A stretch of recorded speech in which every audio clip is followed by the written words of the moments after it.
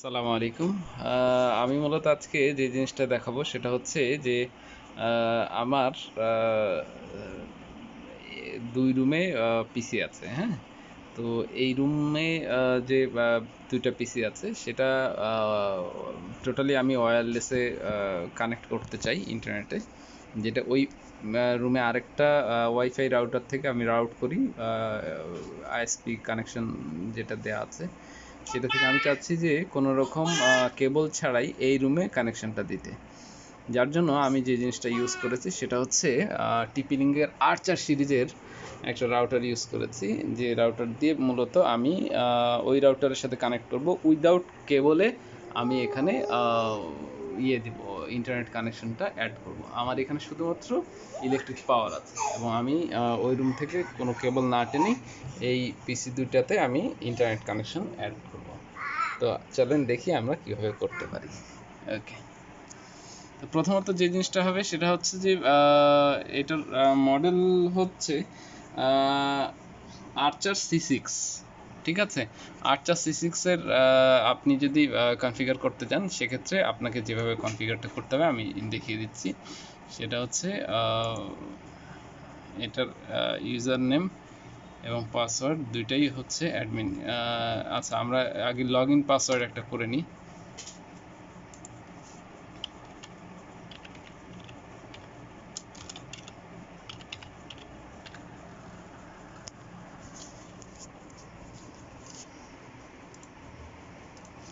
Confirm, ওই একই password আমরা আবার দিব, দেন আমরা স্টার্ট করব। আচ্ছা, আমরা এই অপশন আসবে এখানে, আমরা না যে আমরা যেটা করব অপারেশন মোডে যাব, হ্যাঁ? যে দেন আমরা এই যে একটা আছে, অপশন আছে WISP, হ্যাঁ?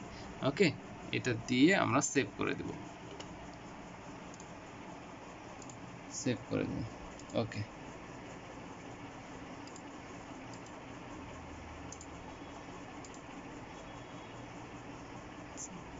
এটা একটু সামান্য সময় নেবে। মোডটাকে চেঞ্জ করা জরুরি, কারণ হচ্ছে যে আমরা যখন আমাদের এক্সিস্টিং রাউটার থেকে কানেক্ট করতে যাব তখন নর্মাল যে অন্য যে কোনো মোডে থাকলে এটা হবে না, হ্যাঁ? অন্য সিরিজের এই রাউটারগুলোতে সেক্ষেত্রে সমস্যা হয় না, আপনি ওয়্যারলেস মোডে গেলে শুধু একটা সিলেক্ট করে দিলে ওটা চলে আসে। কিন্তু এই সিরিজের যে রাউটারগুলো এগুলোর ক্ষেত্রে যে জিনিসটা হবে, আপনার মোডটা চেঞ্জ করতে হবে। আগে অপারেশন মোডটা WASP করে দিতে হবে, হ্যাঁ? তারপরেই আপনার আপনি মানে এক্সিস্টিং ওয়্যারলেস কানেকশনের সাথে বা আরেকটা ওয়াইফাই রাউটারের সাথে আপনি খুব মানে ইজিলি মার্জ করে দিতে পারবেন। ওকে, তো আমরা আমাদের মোড চেঞ্জ হয়ে গেছে।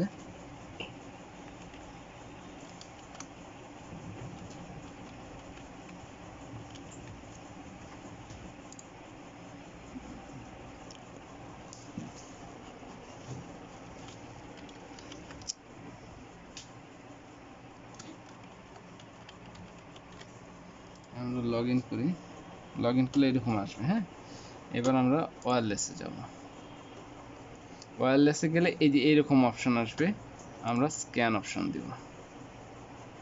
স্ক্যান অপশন দিলে এই যে এই আমার আশপাশে যতগুলো রাউটার আছে সবগুলো রাউটারের দিয়ে দিয়েছে আপনার সিগন্যাল স্ট্রেংথ, চ্যানেল বা এই সে হাবিজাবি যত ডিটেলস আছে ম্যাক দিয়ে দিয়েছে। তো আমরা যেটা করব, আমার এই যে এইটা হলো আমার রাউটার, আমরা ওইটাতে কানেক্ট করব। কানেক্ট করার জন্য আমাদের যেটা করতে হবে, আমার ওই রাউটারে যে পাসওয়ার্ডটা আছে সেই পাসওয়ার্ডটা আমরা এখানে দিয়ে দিব। আর আমরা আমাদের এই যে রাউটার কানেক্ট করছি এটার একটা নাম দিয়ে দিব, দিয়ে সেভ করে দেব। আমাদের কাজ মোটামুটি শেষ। এবার বেসিক সেটিং, ওয়্যারলেস সিকিউরিটির ক্ষেত্রে এটা যদি আপনার হয়ে থাকে সেক্ষেত্রে আপনাকে এই যে ওয়্যারলেস পাসওয়ার্ডটা আপনি আপনার মতো করে চেঞ্জ করে দিবেন। ওকে, এই যে আমাদের মোটামুটি যে জিনিসটা হয়েছে সেটা হলো আমাদের কিন্তু কানেক্ট হয়ে গেছে। এতক্ষণ কিন্তু কানেকশন ছিল না। এখন আমরা যদি কোনো কিছু ইয়ে দিয়ে চেক করি তাহলে আমরা দেখতে পাবো এই যে আমাদের ব্রিজ কানেকশনটা হয়ে গেছে। আমরা যদি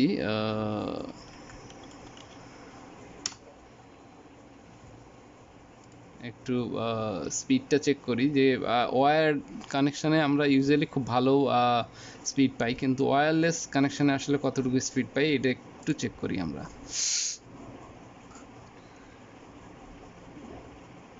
এই যে দেখেন,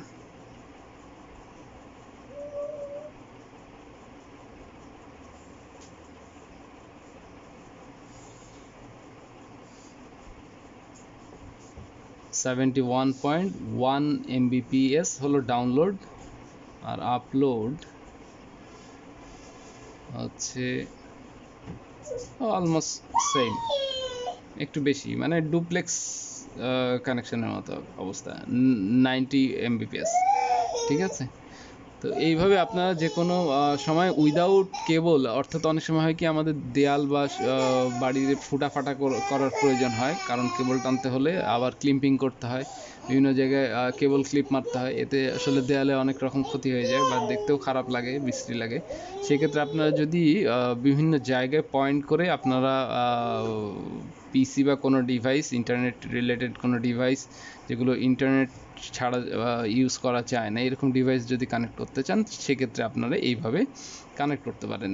সেক্ষেত্রে আপনাকে কোনো অতিরিক্ত কেবল টেনে একটা ডিভাইস থেকে আরেকটা কেবল টানার কোনো প্রয়োজন নেই। জাস্ট আপনি একটা এরকম একটা করে ওয়াইফাই রাউটার, যেগুলো এই রাউটারগুলো আপনি ওই পয়েন্টে পয়েন্টে বসিয়ে দিয়ে ওখানে আপনি অ্যাজ এ রিসিভার হিসেবে আপনি ওইটা বসাই দিতে পারেন।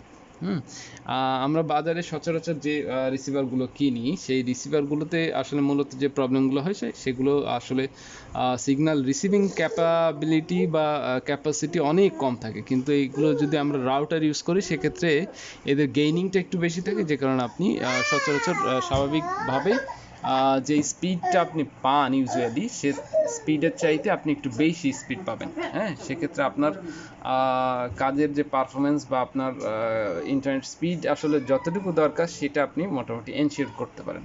ওকে, তো ঠিক আছে, এই পর্যন্ত আজকে। সুস্থ থাকেন, ভালো থাকেন, আসসালামু আলাইকুম, আল্লাহ হাফিজ।